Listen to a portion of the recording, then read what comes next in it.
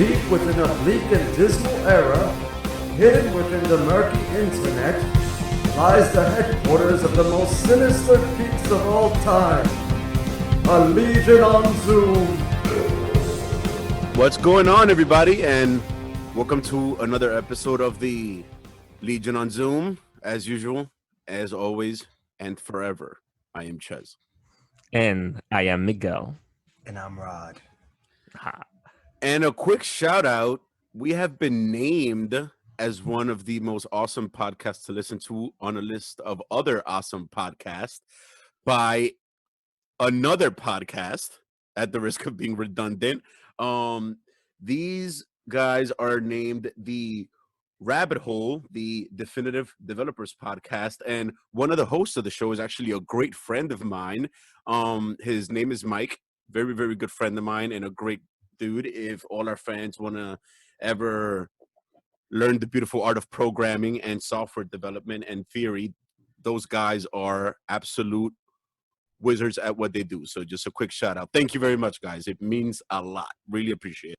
Yeah, definitely. That was dope to get that shout out. Exactly. It was actually kind of funny, because they were listed on there was a list of like top podcasts or something, like awesome podcasts, and they were on it.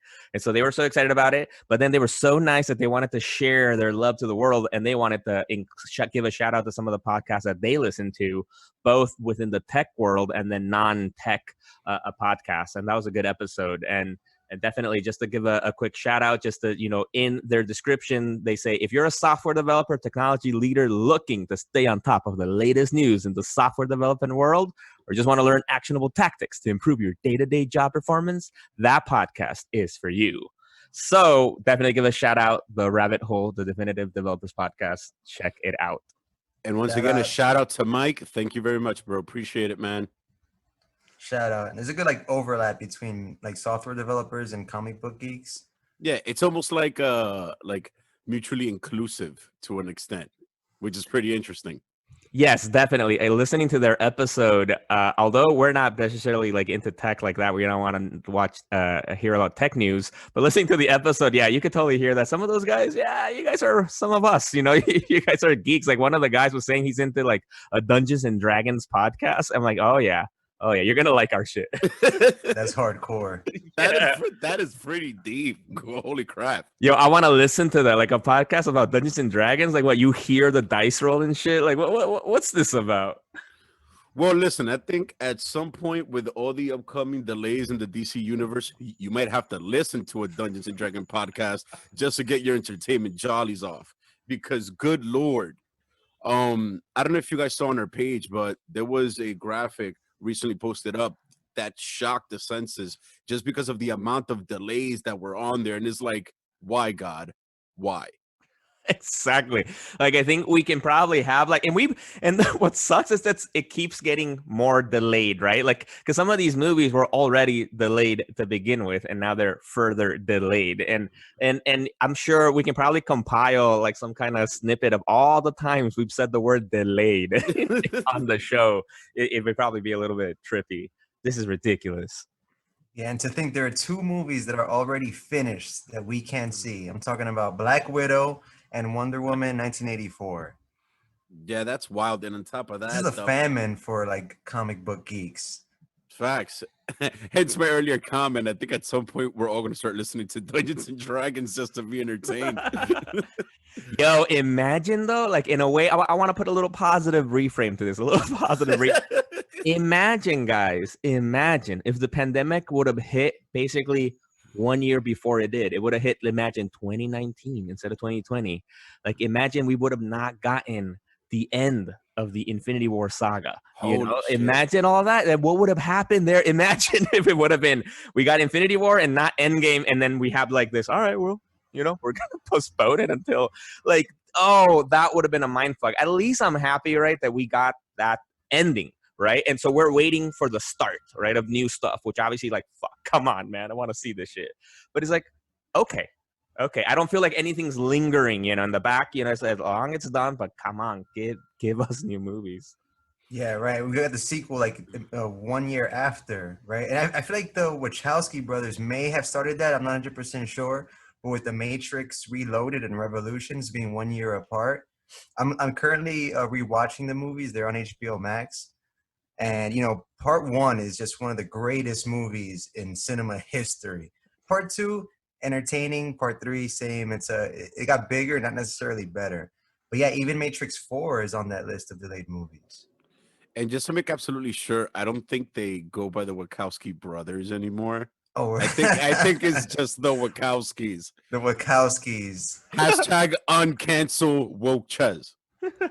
Nah. We're trying to bring it back. Hashtag the Wachowski brothers. Come on. Let's get it trending. Hashtag woke Chez. They'd be like the Wachowskis. You gotta take I don't know. Yeah, something like that. But yeah, just caught on to that so our show doesn't get canceled. Just making sure, putting that on the table real quick. Yeah, and only one of the two sisters is attached to part 4. And the rumors so far are circulating about like a Morpheus origin story, but then again, you have Keanu Reeves and Carrie-Anne Moss coming back. So I mean, I'm looking forward to that. After rewatching part 1, after not seeing it for like, I don't even know, 15 years, I'm like, damn, how much did I love that movie. It's a fucking classic. Yes, totally. No, that movie, and that's another good thing probably we can do, right? With nowadays, all these movies are up on HBO Max. There's some new movies getting added to like Netflix and shit. It's like, let's just rewatch them, because I also saw that the trilogy's up.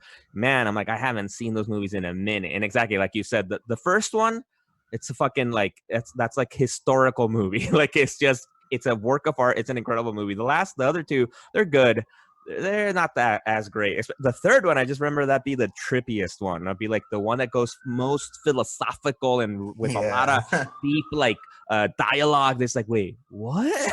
What's going on? I'm excited. I was excited to see Matrix 4, but like, wait, but they even haven't started any kind of production on it or anything yet, right? So it's like super delayed, man.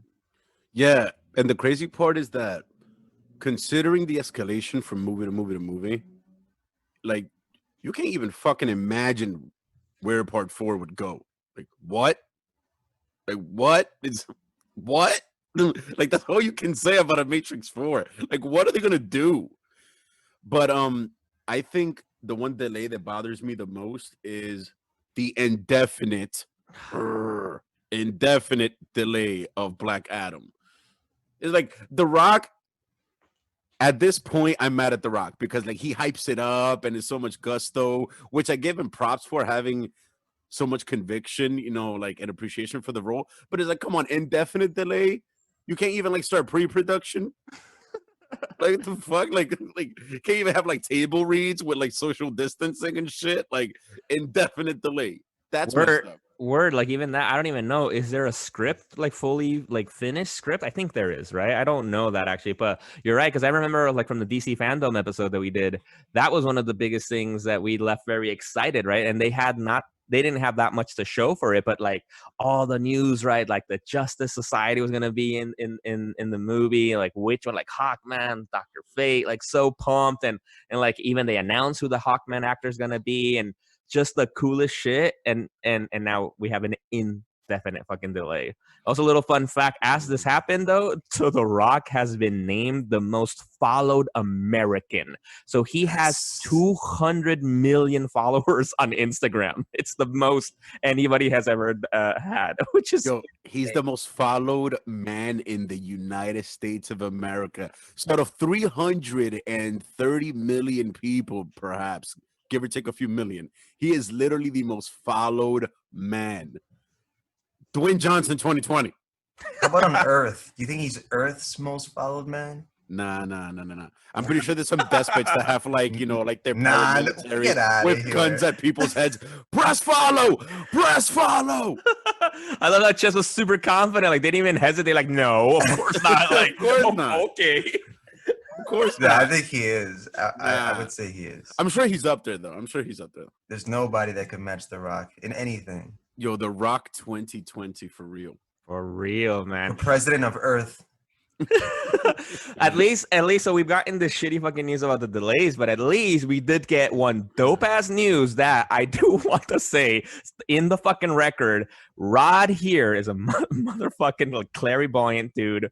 Like in our episode on the Spider-Man centric episode, like into the LOC verse, Yeah. Rod legit predicted what just got announced pretty much. Rod, would you care to share the news? Yeah. Well, first I want to thank you guys for allowing me to give you my my treatment of Spider-Man 3 because I know it's Yeah. out there, but I don't know. I feel like given the way Marvel and DC they seem to do similar events at the same time, and you get the Flashpoint multiversal film, Michael Keaton coming back, and Michael Keaton's also attached to the Spider-Man universe now, and Tom Holland is kind of exists. He's a man torn between two universes, and they just cast Doctor Strange.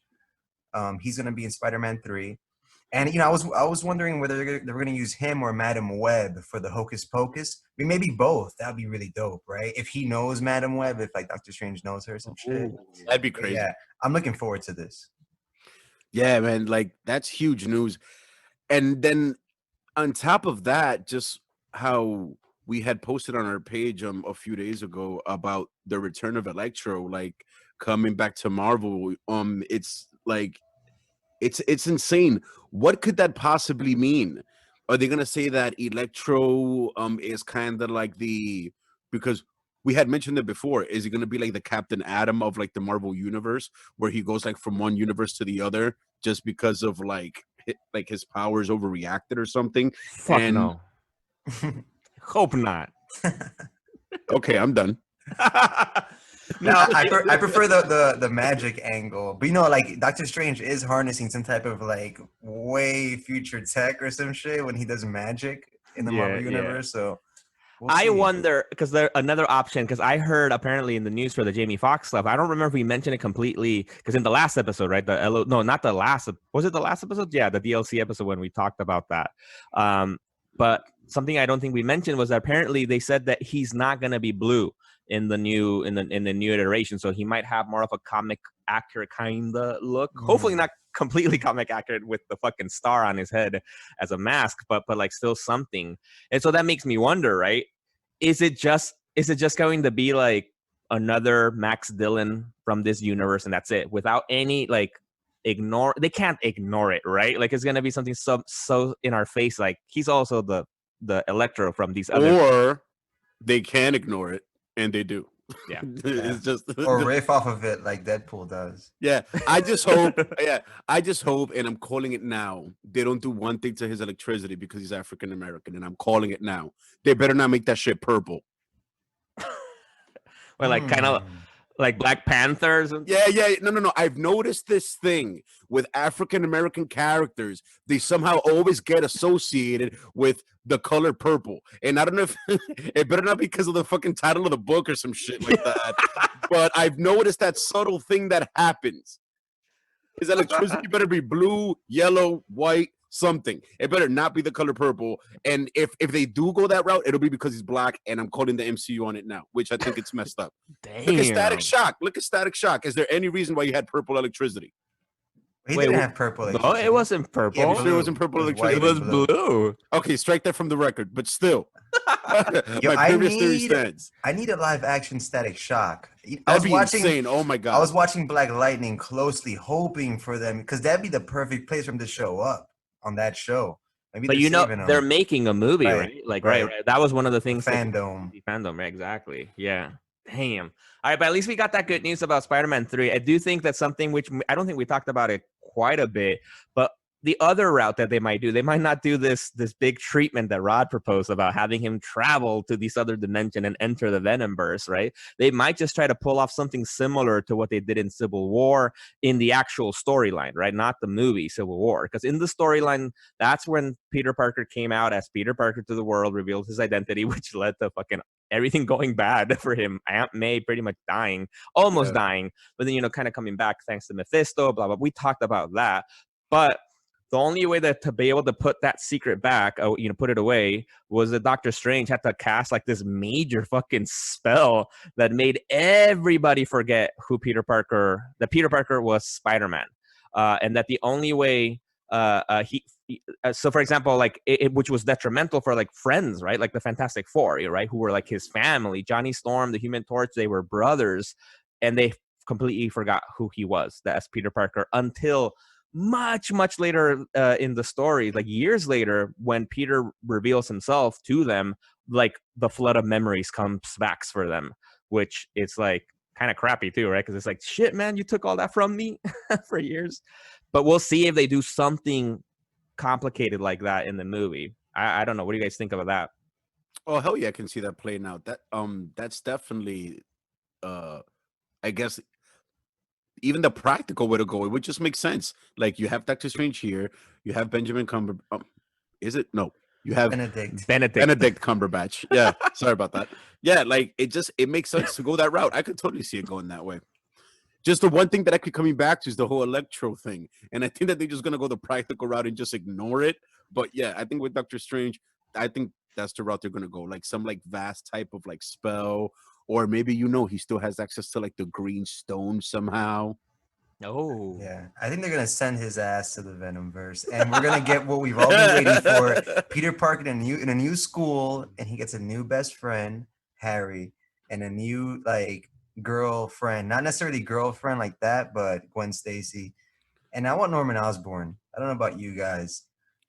hell yes. No, totally. But I want them to do Norman Osborn well, like so that's why I've been okay that they haven't shown him in these last films, right? Because I'm like, all right, I just want to make sure, because because I don't want Norman Osborn to be like a one movie villain, right? It's like, nah, man, He can't be. He has to be the tyrant in Peter's life, as he is in the comics. Which actually reminds me, I actually saw in the news recently. Did you guys see this? That the great actor, I think, what is it, Vincent D'Onofrio, who played expertly well Kingpin in Daredevil, wants to be in Spider-Man 3. Ooh. Imagine that, guys. Shit. What do you guys think about, not to like throw another question on top of your question, Do it. what do you think about Willem Dafoe just coming back as, because we're going to start playing the multiversal Sandlot right now. Just have Willem Dafoe come back, because he was fucking brilliant. Yeah, but he got gored by his rocket sled glider did thing. He? Oh, nah. like in the comic books, that happened in the comic books. Apparently, he like died by getting stabbed by his glider, and then he wasn't dead, and then he came back. And so they could do something like that. That's a good. I was gonna say, in my opinion, if they're gonna bring back anybody, they better bring back. I know. Before I name another actor, what's the name of the guy that plays Octavius again? No, you tell us. What's the name? Isn't it Raul something? Right? Gomez. Raul Gomez. I hate you guys. Oh yeah, they should bring back Otto Octavius. I'm gonna go that route. Nah, fuck that.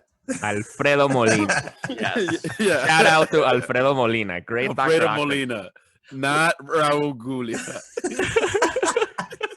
Wait, Jesus Christ. That's a spookier version. Raul Julia. You're jumping into our next episode, man. Let's stay on this one. All right, it is October, right? Yeah.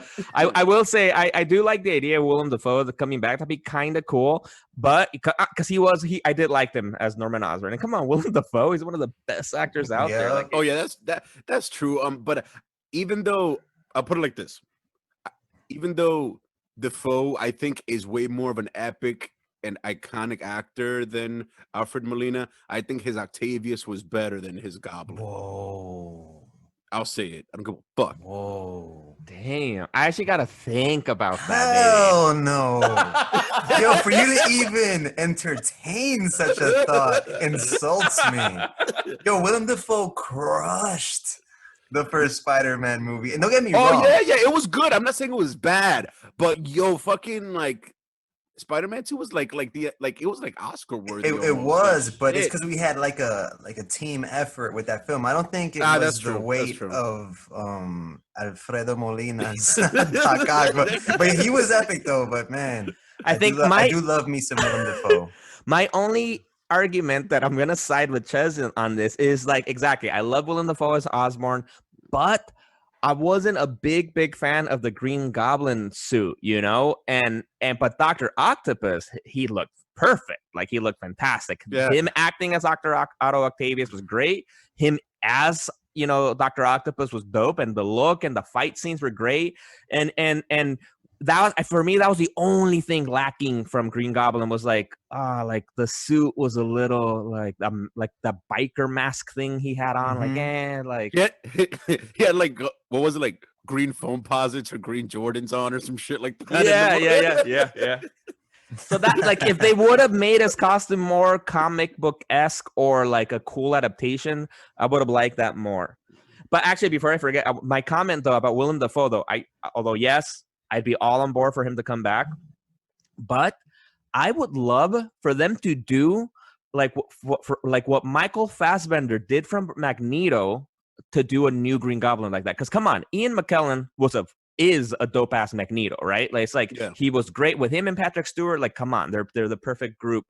And then when we got a new Magneto, obviously I was hesitant. I'm like, oh, come on, you got to be a good actor. And then blown the fuck away by Michael Fassbender, you know? So I feel like they could do that with Green Goblin, you know? Like they could give us some new incredible actor that'll just fucking knock it out of the park and have him be there for many, many films, you know? I would love to see just something new, you know, like that. Shit, if anything, I'd be down to make it a slow burn. Like if they're gonna bring him back, have him in it for a few movies. But like also, I'm also starting to see like the running gag. When the fuck is Peter Parker gonna get out of high school? Well, you mean like in the comic books, he left high school a long time ago, dude. No. I mean, I know. I mean, in the movies. No, but the thing is, what's big? This is why I love Tom Holland, because this is the first time they've had a Peter Parker in high school in the movies. You know, so really, yeah, no, come on, Tobey Maguire wasn't in high school, dude. I thought he was. No, the movie basically starts when he graduated and moved to the, you know, like, and started to get it to work. No. What about when Tobey Maguire got in the fight in the hallway with right at the beginning? You're right. He was at the beginning. Joe Magdaleno, Was that high school? Hell yeah, that was high school. You saw those hallways? Yeah. That was high school. Both Andrew Garfield and Tobey Maguire start in high school, but in the sequels they graduate. Okay, fair enough. Okay, fine. And then the thing too, the other comment though to add to that was that Tom Holland was the only true actor in high school age in the high school movie. Right. I get it. All right, that's a better statement. But yeah, like I want to see his life go as far in movies finally as has gone in the comics. Like I want to see a grown ass man as Spider-Man in the movies already. I feel like they're playing too much on the kid trope. Give me a grown ass Peter Parker. I feel like it's going to happen with Tom Holland because, you know, he's nice and young. They probably signed him to like a 10-film deal. Like, they got that guy. Yeah, and he said that he would love to play Spider-Man until he can't, you know? So that would be dope. Like, and I'm like, Ches, chill, man. It's been like 2 films, dude. Like, listen, films in high school. Give him a break. Like, probably the next film he'll graduate, you know, and then that's, and remember, and he was gone for 5 years because of the snap. So cut him some slack, okay? He probably has to take mad like remedial classes and shit, like to fucking graduate. No, but damn, it's like it just kind of gets to me that like because of Tobey Maguire, he was signed on for 6 pictures, wasn't he? And I think that he was signed on for like a 6-picture deal with Sony, and we got 2.5. 2.5. Yeah, because that third one was half a movie. That was a piece of shit. Oh, maybe Sony will come back now. Like, yo, bro, we still got you for 2. Into the Spider-Verse. Into the Spider-Verse live action with a sequel. Damn, bro. Damn. For the fans, go back to the Into the LOZ verse episode for all my thoughts. Yeah. I have many thoughts on this. For the full raw treatment on Spider-Man. But aside from that, also giant announcement, there's something that's very near and dear to my heart that's happening, and I'm super happy about it. We had gotten some mention on it, but I guess it's finally gonna happen on HBO Max and shit. Those people are really trying to live up to that fucking name of Max. We're getting a 10-episode Green Lantern series. Shit. In Brightest Day and apparently Greenest Night, because damn, there's going to be some high-budget shit. Yep, and it's going to have all the heavy hitters. Hal Jordan, Jon Stewart, the guy with the bowl cut, Guy Gardner. Jessica Cruz, one of the new coolest additions to the lore. Right. I also think Simone Biles is also going to be there. I don't know. Did they confirm Hal Jordan? I don't think they did. Oh, no? Okay. No, yeah, not Hal Jordan. Which So is, I the think, other guys. what, Save Hal for the Snyder Cut. exactly. One thing that was surprising was that they announced that Alan Scott from the Justice Society of America Yeah. was going to be in this, because it's like a Green Lantern Corps series, right?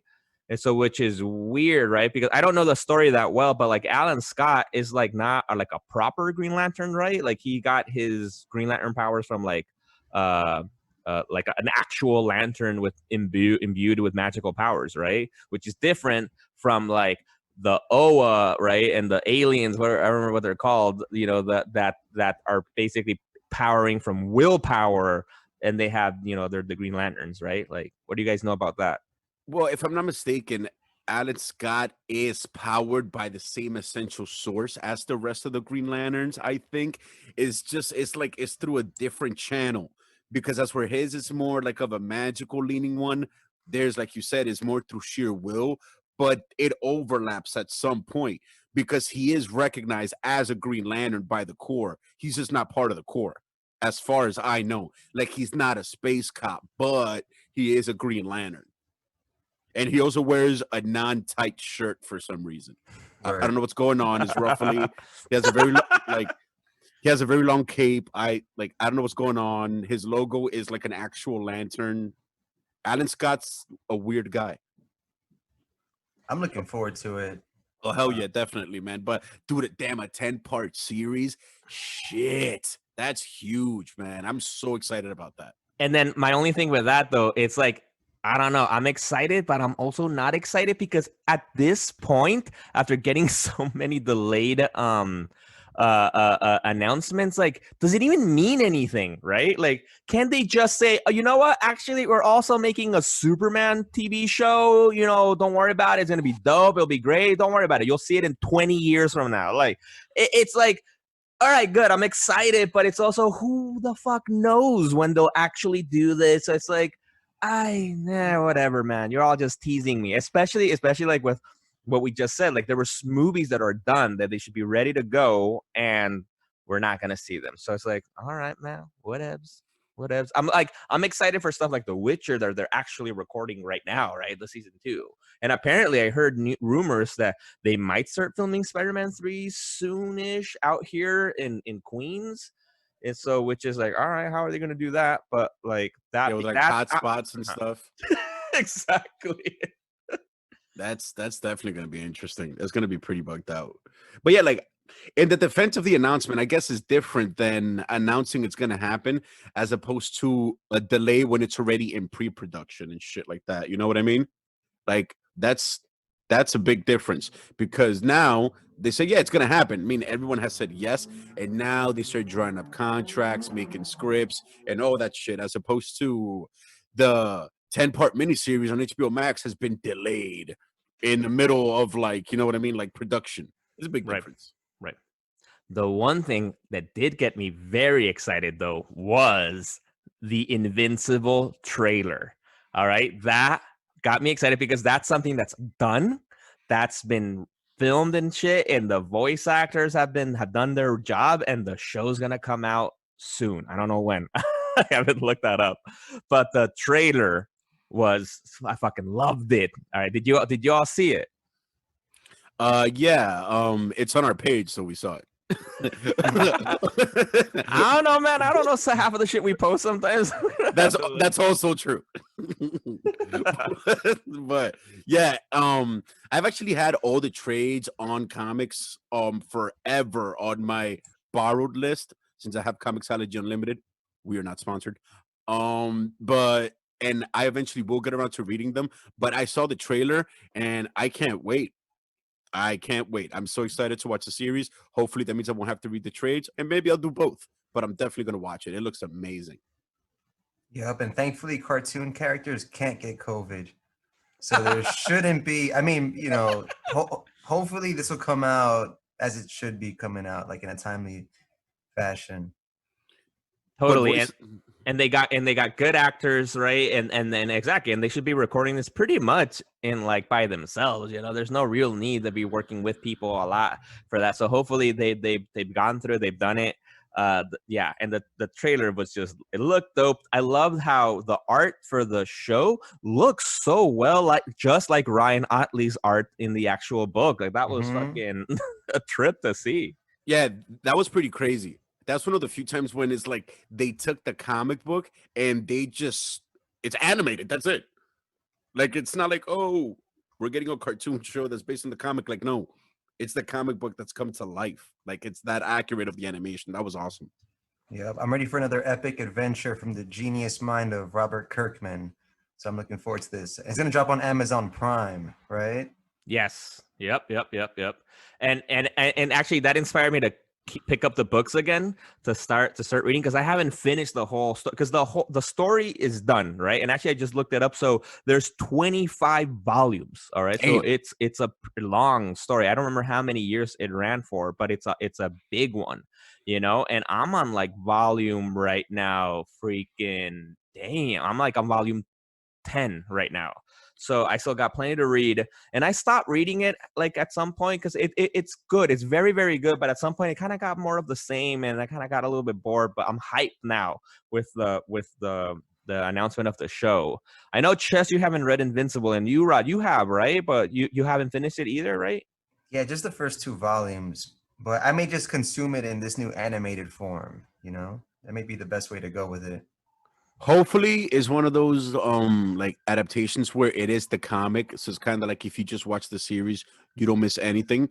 Because if the animation is so accurate, I'm hoping that inspired them to go panel by fucking panel on the cartoon show. You know what I mean? And basically just fill in the spaces. Speaking of consuming it directly from the show rather than from the books, and speaking of Amazon, guys, what do you guys think of The Boys season 2? It ended, because I know none of us have actually read the books fully, right, for The Boys, and we're No. just consuming the shit out of that from the show itself, and it's one of the best shows out there, if not the best show, and it just ended, and we all saw it, right? We all saw the ending. Yeah. I actually just watched it before we started recording. It was pretty fucking interesting. So I got a pretty fresh reaction. Wow, just off the hook. Wow, that really is like it's crazy how they could get like a bit lazy with the writing just because of how gory and how much shit they have going on a visual level, but they don't. They pull all the stops on all the levels, the casting, the writing, the production value, everything. Like you can tell that the person that owns the company that's making the show is the richest man on the planet. Yeah, he is. Like everything is just on 10. Like like I'll say it again, the casting, the writing, the production value, everything is on 10. Everything is amazing. It's so good. And I love the fact that this is the first time, even though Homelander is a fucking psychopath and an irredeemable villain, the part when he's sitting on the couch and he's talking to his son, he meant all that shit, which is so weird. It's so weird that when like his son starts crying and like in the restaurant, he picks him up and he flies away, takes him to the cabin, and he sits down on the couch. He wasn't bullshitting his kid. That was just like a tiny peek into like how much he actually like. It's like they try to humanize him, but like you can't. But all that shit was genuine, and it was just such a shock to get that little tiny peek into his psyche. And I think that's a great depiction of like, because I think it gets to show about it making it not be completely comic book-y, right? Because in real life, people aren't like just pure evil and are evil in everything in their lives. No, like if anything, and we've said this before, like even the villains think they're the heroes of their own stories, right? And so they think that what they're doing is correct as well. And he has fucked up ways of doing it, but it doesn't mean that he doesn't have like feelings and emotions and attachments and can love people and stuff like that. But it's still, you know, just because he's an evil motherfucker, right? Like he can still have those things from him, but he's still fucked up, you know? And so exactly, I love seeing those moments, those like slight moments of like, fuck, man, like you're super fucked up, dude. I'd even prefer it if he was cold and just pure cartoonish evil villain, right? Nah. I actually prefer that they did that because even though he's irredeemable, and I'm about to say some crazy shit as per usual, you kind of have to give Homelander a free pass. He's a product of his environment. Like if people haven't paid attention to his upbringing, he was raised in a fucking lab. Like, did you expect him to be like a balanced, like, like human person with Right. compassion and empathy and all this crazy shit? No, he's a product of his environment and he knows it, but he embraces it. Like, but you can tell that it hurts him though. But it's like he's aware of his situation, which in that way is like understanding what his situation is and what was expected of him, and is like the way he was raised was kind of like a crime against humanity in a way. Like you kind of have to give Homelander a pass for the way he is. It's not his fault. Well, that's what I mean, though. That's why I say I prefer if he was cartoonish, more evil, because then I wouldn't have to connect with him, right? And like understand and kind of feel bad for him in a way, right? You kind of just want to hate him nonstop, no? But like by knowing all these things about it, it's like you're like, fuck, I still hate you, but man, I'm sorry for you, dude.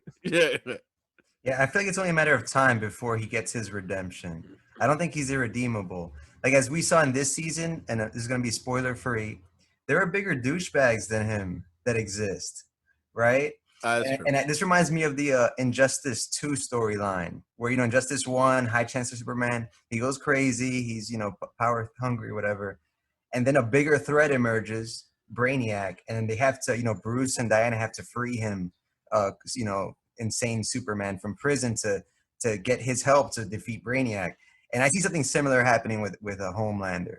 I think it's only a matter of, and look at A-Train, for instance.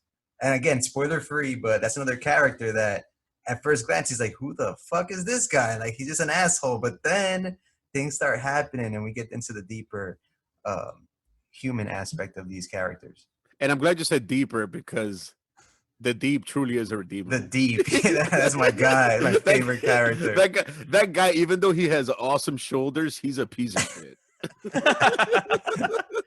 Yeah, and I don't know if there's douchier people out there in the Voice universe and Homelander. I don't know. Like, I think there's probably people who are gonna be just as equal as him, but I'm not really sure if it's like that. I don't know. I think Homelander still. I don't think he's gonna be redeemable. I don't think so. He's done too much shit. He's too power hungry, and no, I doubt it. Like unless the only in my way that I think I can see him redeeming himself is like he has to sacrifice himself in a certain way. And talking about fucking cold-hearted bastards, just I want to give a quick shout out to, as Miguel has mentioned in the past, I don't look at credits, so I'm going to be very vague yet precise here. The guy that plays the head of Vought, who also played the cartel leader from Breaking Bad, the dude with the glasses, that he always plays a cold, calculating, menacing person. You guys know what I'm talking about? Giancarlo Esposito. Yeah, that guy. Oh my God, I love that dude. God, it's crazy. It's crazy how he's made so much money off of being so non-expressive. And actually, fun fact, I don't know if Rod knows this, but I think Rod would get a kick out of this, but he's the voice of Lex Luthor in the Harley Quinn series. Nice. Makes perfect sense. Yeah, he's got that menacing presence, man, but with just very stoic, serious features. Like when they went in that scene when he's talking with Butcher, right? I'm gonna try to not do spoiler there, but like when he's all about very concrete about, yeah, I fucking hate the racist Stormfront too, but it's about money, all right? Like that's incredible. And I like the fact that we're like, I guess the truest villain and everything at the end of the day is like, it expresses kind of like a universal sentiment, like all Nazis suck. Like everyone hated Stormfront. Everybody. Like almost to the point that like where Stormfront is talking to the kid about certain ideology, you see even in Homelander, like, yo, that's hardcore. That's what I'm saying. That's what I'm saying. Like Homelander's insane, but racism though. Yo, exactly that moment. This is fine. It's not a very spoilerific comment, but exactly when she's saying about like to the boy, like people hate us for the color of our skin, and it's Homelander's like what? White genocide, and then like what? Like wait, what? What's going on here? Homelander's out here like, I be chilling, bro. Like, what are you talking about? Yeah, we're like Homelander's like, look, I kill everybody equally. I don't give a fuck. Yeah, man, that was great. And also, like, it's kind of good to know that Homelander's not racist. He's just evil. Yeah, but yo, The Boys definitely, season 2 is the best show so far of this season. I somewhat prefer season 1 only because season 2 only shows how like the boys are just as invincible as the 7, but they're human. Like they can't get arrested, they can't get shot. They're just as powerful as the 7. That at first I liked the danger that they were in season 1 because their lives were at risk at any moment because Homelander can kill you in the blink of an eye or the flicker of an eye or whatever. But that aside, still solid show. Definitely check it out. Oh yeah, definitely. And I mean, they have to be able to like get away with certain things to like even the playing field. You know what I mean? And not being able to get arrested and stuff like that. Like I guess it's kind of like because if that was the case, like if they ever got caught, that'd be the end of the show. Vought wins. You know what I mean? Like there has to be like something they have to have against Vought. You know, Right. because yeah, like if they were able to get like the law after them, they would really be against the ropes, and that'd be insane. But yeah, while we're going over some shit, guys, we're only 2 issues in, but fuck, it deserves some type of mention. For all our fans out there, one of the biggest, in my opinion, one of the biggest comic book events in history is occurring right now, and it's called Three Jokers. Yes, Oh, you guys heard it, Three Jokers. So apparently, during one of the massive events that kept happening in DC, after massive event after massive event after massive event after massive event, um, there was a moment where Batman himself was able to sit in the Mobius chair. now that's from the Dark Side War. That's from the awesome Jeff Johns, and who was the artist? Was it Fabric, right? Same guy Yeah. that's doing. Oh, the Three exactly. The same guy Jokers. that's doing. Yeah, you're right. Exactly. That they did the Dark Side War on and in the Justice League books, and which basically exactly each one of the Justice League members had to basically acquire one of the powers, I think, of the new gods, and Batman got the Mobius chair, and so he became basically Metron, right? Yeah, which basically gave him access to like all knowledge in the cosmos in a sense. And Batman being Batman, with one of the questions that had haunted him forever, when he gets access to all knowledge in the universe, what does he do? He asks the chair for the Joker's name. What does the chair reply? There's 3 of them. If I'm not mistaken, correct, Rod? That's what it Yep. says. Mhm. Yep. And that's one of that might be one of the I don't give a fuck what story arc you're talking about, what writer, what event, what year. That might be one of the biggest revelations in all of comic bookdom lore. Period. And I love like in the story, in the original storyline when that happened, when Batman asks, right? And we eventually find out later that he had asked it and he got an answer. What I love is that the chair tells him there's 3. And instead of going like, wait, what? So then who's who? What? No, he's like, all right, fuck, I'm out. And he gets off the chair, right? He's like, nope, nope. Mind is blown. I'm going to leave that, touch that story later. Like, Yeah, because it could have been the follow-up question, right? Be like, wait, what? What do you mean? And then but Batman's like, nope, not getting into that right now. Yeah, and we don't know everything that Batman knows, right? Because at the very end of Scott Snyder's Batman run on the comic book, right, Endgame, right, it's his last Joker arc on the main Batman book. He, before like throwing Joker down a pit, he's like, I know who you are, or some shit like that, and he chucks him over. So he has like some knowledge that we may not be privy to as the reader, but we'll see. I think it's another like Batman story for all time by one of the greatest, if not, I don't know, the greatest DC comic books writer that there is Jeff Johns. So yeah, he's spinning quite a yarn there. yeah, I'm digging man. it. Jeff Johns is like he's like the new Anansi or some shit. Good lord, that man can weave a Yeah, tail. not even new, man. He's been reigning supreme for a while. So much so that he rose to the very top of the ranks Oh at no, yeah, but DC, like I meant that like he's only to attained. fall hard because of controversy Yeah. surrounding him and Joss Whedon. But Yeah. we don't got to talk about Yeah, that. It's all yeah. good. Right. I Let's meant, focus on the good. yeah. I meant like he's become like the new Anansi as like he's attained godhood as far as storytelling. Like because it's insane how that man can weave a tale. But yeah, so let's provide a little background about the book for the people. So it's on book 2 out of how many? It's supposed to be what, 6 or I I don't know. 4, I think maybe. I have no idea. Let's try to. I'm gonna look it Yeah, up. yeah. But It's essentially a mini series, and the first thing I want to say is that the art. Oh my god, the art is amazing. Like I'm sure that Miguel or Rod is about to bring up who draws the art. As I no, know it is. We got it right the first time. Jason Fabok. I don't know if that's how you pronounce the last name. Fabok. Favok. An incredible artist. Yeah, oh my god, like the art is amazing.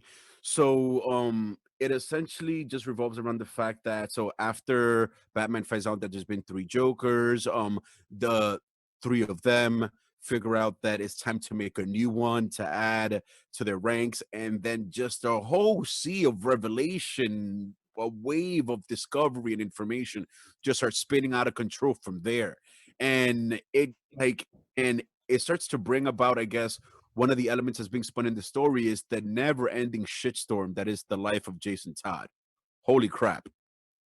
And I think that's the one that's kind of what I love. It's not necessarily just Jason Todd trauma. I think the next issue will have more focus on Batgirl, right? Because I do think the story is showing us how the Joker has affected the lives of Batman, Batgirl, and Jason Todd, right? And as we mentioned before with Jason Todd, you all know it, and we've uploaded a great appreciation post for Jason Todd where you can see the history, where basically the Joker killed him.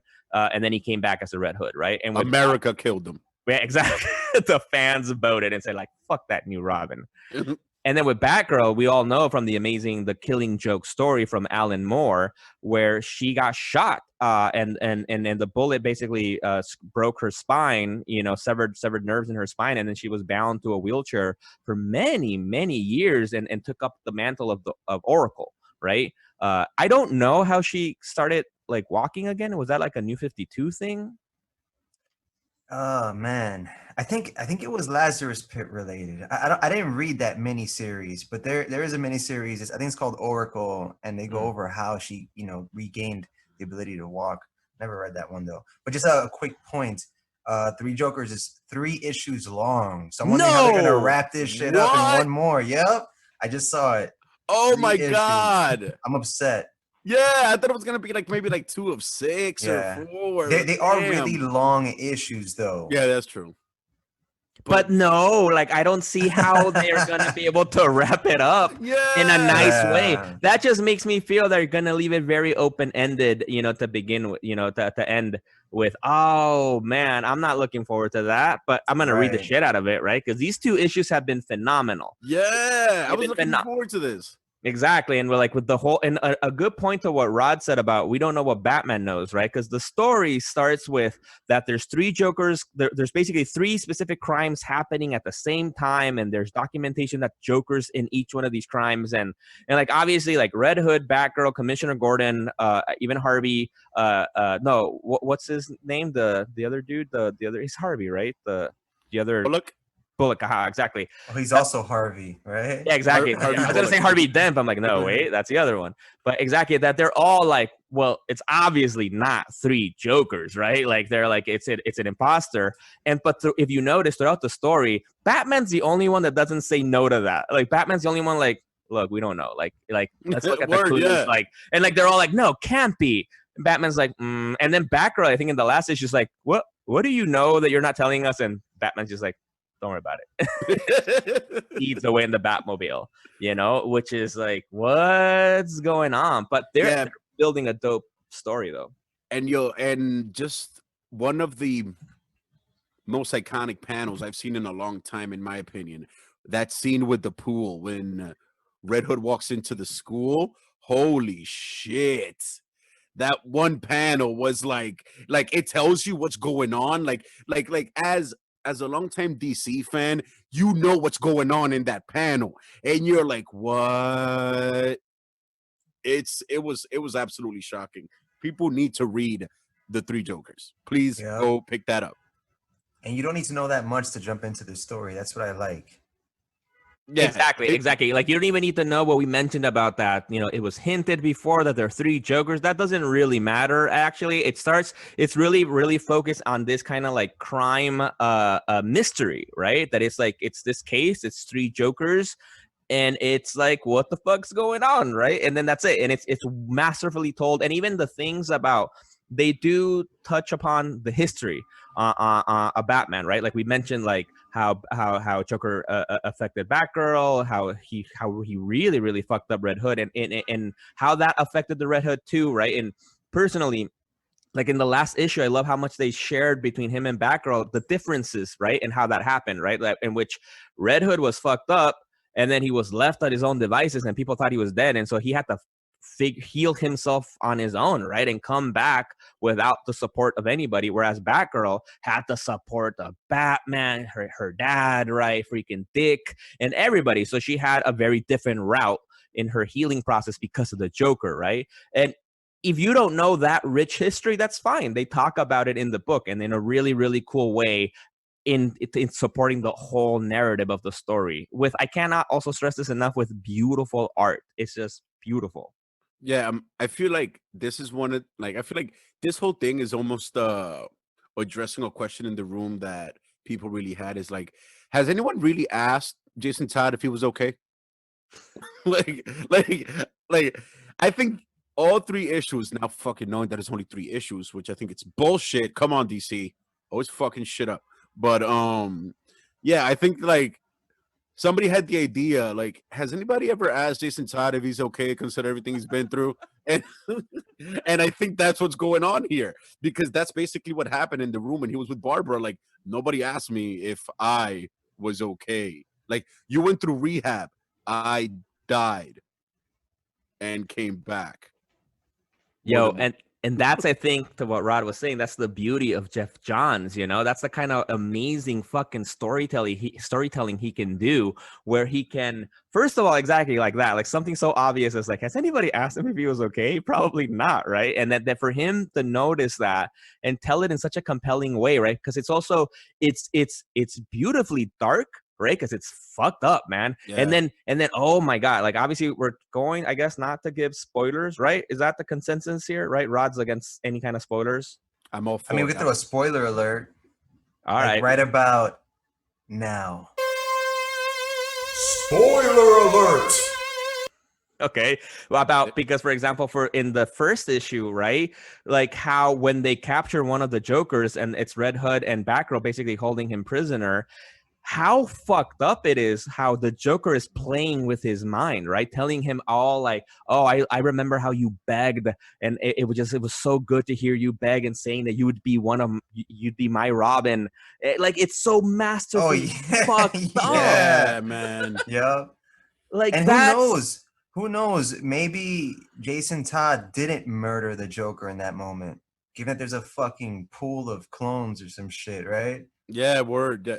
Good thing about the spoiler, because Yeah. I was trying to avoid saying that. But it's like, No, yeah, but yeah, let's discuss that. I want to know what you guys think. That incredible scene at the end of the first issue, and remember, spoiler alert, people, for the one we just gave it away, all right? When he finally gets to kill one of these Jokers, which we don't know if it's the real one, we have no idea what's the deal with that yet. But like, what do you guys think about that? I felt good for him. Like, he finally got it out of his system. Word, it was cathartic for him, or it's gonna drive him more crazy and shit, right? now, well, yeah, like, you see what I mean? I think this is I think Jeff Johns kind of realized that we were, as fans and also them as creators, that we all started to rest on our laurels when it comes to Jason Todd. Like, yeah, we got the Red Hood, epic anti-hero. Yeah, we got the Red Hood. We just have to write some cool stories. Like, you know what I mean? Yeah. But then it was like, yo, wait, did we forget like how the fuck this guy became the Red Hood in the transition? And nobody really questioned it, even though fucking Hush was a little bit confusing when it came to like him being revived and shit. You know what I mean? Like, maybe it's time to wrap it up. And in the meantime, one, ask him what he's doing. I mean, like, ask him how he's doing. Yeah, how's he doing? Get that shit out of his system. Allow him to kill the Joker. I think this whole event is just like the cleansing of Jason Todd. And but what's amazing is, like, imagine going through the same beating again. The mental wherewithal that shit. I was like, what? They actually made him go through that again? I couldn't sick with that. Shit. Yeah. I feel like if it was a TV show, this is usually, I'm not a big fan of gore on TV and stuff like that, and I try to look away actually for stuff like that. And I feel And if that was happening in TV, like I would have probably looked away. It was kind of hard to watch that, especially, and it's a comic book. That's to highlight how the storytelling is that good and the art is that incredible that I felt bad seeing the Joker beat Red Hood again with a crowbar. Like, oh. For me, it wasn't about the gore. For me, it was about, like, I just made the same face that you just made, Miguel, but it was more of because of the allegory. Yeah. Like him going through that again. That's insane. That's why I wrote in our chat thread, like, he's either gonna have the greatest downfall of any hero, anti-hero, and he's actually gonna become the Joker, or we're set for him to have one of the greatest redemptions in comic book history.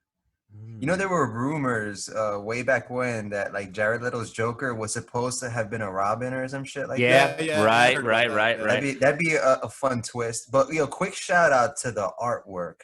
Because Jason Fabok is one of my favorite artists working right now. He has like the golden age sensibilities with like a modern twist. And I like that he made perfect each description. Joker look distinct. Like, you get like one that has an essence of, Alan Moore and Brian Boland's the Killing Joke, right? And like, they're making sense because this is one thing that Jeff Johns is a master at. He makes like weird, quirky things in comic books, understandable. Like he makes them make sense within continuity. Like the whole aversion to yellow that like Hal had, or all that bullshit like, from way back in the day. Like he writes these things beautifully. I love it. It's like he's writing. It's like he grew up with these comic books and now he's writing them for us, for adults. That's not to say that they're not. I think that's exactly what happened. Yeah, he makes them intelligent and he's just weaving all this history together in a beautiful Batman story, which I feel is going to become one of these like legendary Batman stories, like for all time. Dark Knight Returns. There's a standard, like essential reading for Batman fans. And this let's see how it ends, but it's looking like it may end there. And it's on the Black Label too, just for the fans. That's an offshoot of DC's imprint where they take, it's a bit edgier and shit. I know they showed like Dick Grayson's penis in like one of the issues. No, Bruce Wayne's. No, wasn't it Bruce Wayne? I think it was Dick Grayson. I don't know. I haven't read the issue. I couldn't get my hands on it. It was in the Batman Damned story. I think that's where we'll look it up and we'll post it on the on the site. Just straight up bat dick. Like that, straight up into the Bat Cave, crime fighting, some bat penis. Yeah, and exactly like what Rod's saying, because with Jeff Johns, exactly, like even if it's going to be 3 books, and even I don't think at this point he can't ruin the story. I think I'm not going to be satisfied with the ending probably, but it'll be with just these first 2 books. They're amazing stories, and it's just going to end. I think. However it ends, it will definitely go down as one of the best Batman stories out there. I do think so, historically. And with the art, just to shout out the art, I feel for me the art is like in the first book, I think for the first 3 pages, I think there's like almost little to no text, and it's all these little panels, right? These like just rectangular panels that feel very like a TV, like frames, and it just tells the story so well. And there's like so much like tragedy in the panels, and there's so much depth to it, so much drama. And it's just his art, man, like bringing up the story to life. And it's just so good. It's masterful, man. Like, oh my God. Like, can we say animated feature? Imagine this shit. Imagine. Oh man, that'd be sick. That'd be some Oscar-worthy shit. The one thing I'm a little bit confused about now that Rob brought it up that I forgot was like, right, this is a Black Label, right? So Black Label is this new imprint that they started, I think this last year or something like that recently, about to try to do edgier stories and also self-contained kind of like Elseworld kind of things. But not everything is supposed to be Elseworld. And so I don't know. I think this storyline is supposed to be within like, it's almost like I think it's in continuity. Is it like in the future? Is it because I think Batman in this 3 Joker story has a different costume than what he's wearing in the main books, I think, right? Kind of like the Doomsday Clock story, right? Which is also supposed to be like in continuity, but not like. And I'm a little bit confused about like how is that then gonna be incorporated into the. Because the reveal of the 3 Jokers was in continuity. Like that was during the Dark Side War event by him and Jason Fabok. So Like what?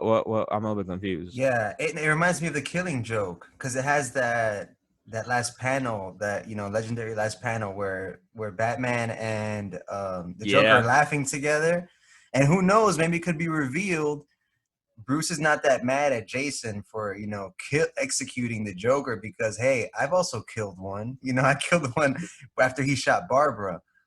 So maybe he kind of knows something that the other team doesn't know. Wait, what? There's a lot of controversy about the last panel of Batman of the didn't Killing kill Joke. Joker. What are you Some talking people about? think he did. Some people. This is an ongoing debate amongst comic book fans because that one too takes place kind of like within but outside of continuity. But they're just laughing. I don't remember. Oh, I gotta reread this because I don't remember. Just look at the last page. Yeah. Look at the last page. What if it's revealed, and this is like 1,000% speculation, that like part of what keeps Batman sane is that he's killed mad Jokers. like he scratched the itch over time because he's killed Jokers, and there's always 2 out of 3 remaining, so they know what's happening.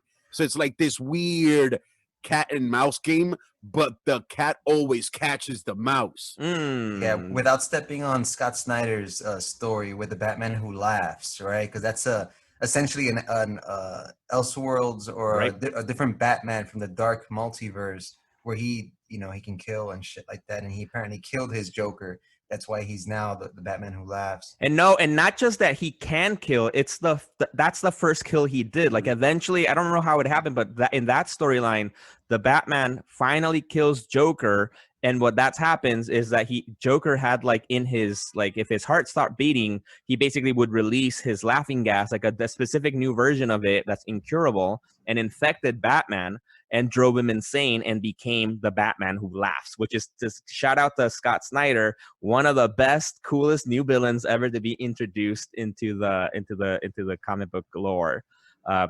Super dope. We actually just shared this really great version of him by the God of War artist, Rafraga Sassetti. I don't remember what his last name is, for a model that they just did a statue of the Batman Who Laughs, which is so cool. Yeah, via that trippy ass story arc, death metal, dark death metal, dark metal. What was it? Right. Death metal, right? Yes, something like that. That's another thing I have to read. That shit is trippy as fuck. Dark Metal's part 1, Death Metal's part 2. I always fuck this shit up too. Right. Yeah, I still gotta start reading the second part. Ditto. And if the fans, is a good time, right, to be reading this story, because if you want a little bit more details, we mentioned about the Batman Death in the Family animated feature that's going to drop. It says we're dropping on the 13th of this month. What? So, Damn. and that's like a rehash of Under the Red Hood. Yeah.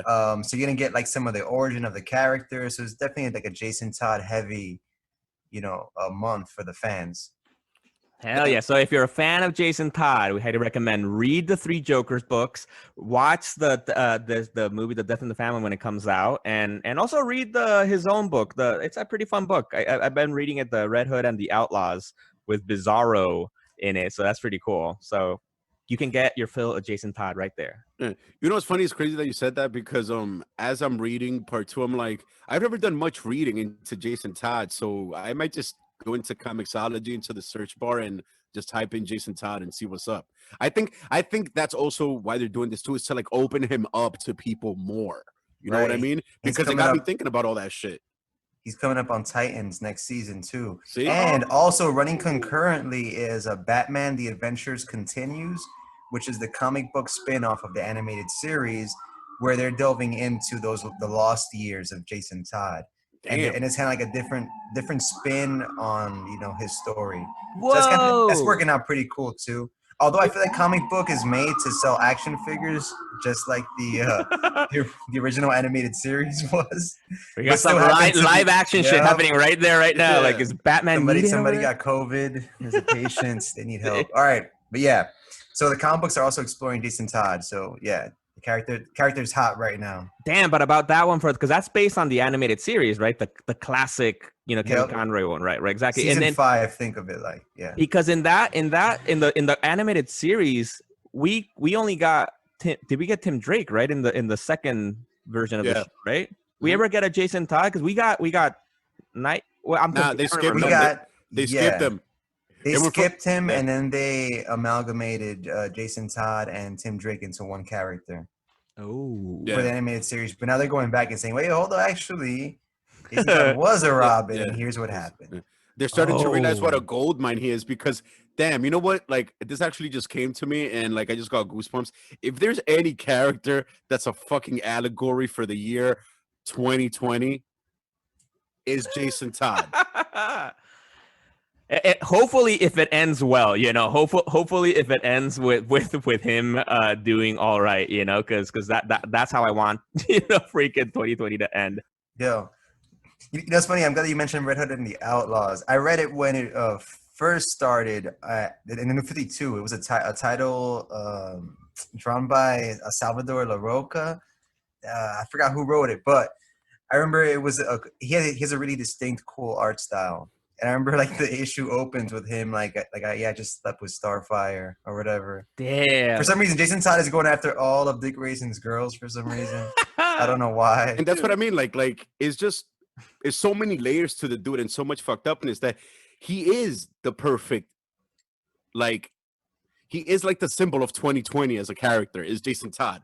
Just the layers of fucked upness. You know what I mean? It's just like it's like he was created for this year. And it's you know who else was? Homelander. Facts. Hell yeah. 2020 is encapsulated by Homelander, Jim Butcher, and Jason Todd. Yes. Well, Bill Butcher, not Jim Butcher. Sorry. Jim Butcher. he's one of my favorite authors, and I've been going over his books again. That's why. But yeah, William Butcher, Homelander, and Jason Todd. That's 2020 encapsulated right there.